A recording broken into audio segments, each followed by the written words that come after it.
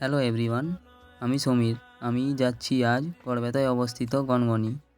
তো আমি এখন যাই, তারপর যেয়ে আমি তোমাদের দেখাচ্ছি ভিডিওটা আমরা কি করলাম সেখানে।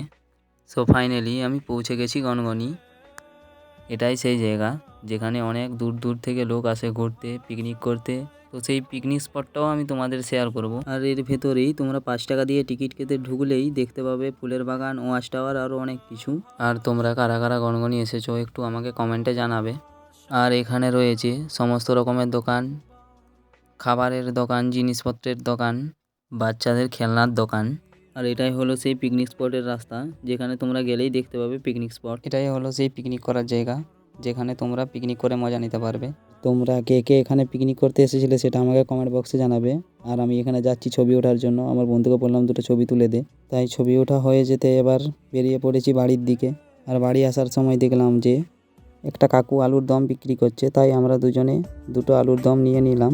তো ভিডিওটা ছিল এই পর্যন্তই। যদি তোমাদের ভালো লাগে লাইক, কমেন্ট, শেয়ার আর সাবস্ক্রাইব করতে ভুলবে না। তো আমি এখন বাড়ি যাই, টাটা।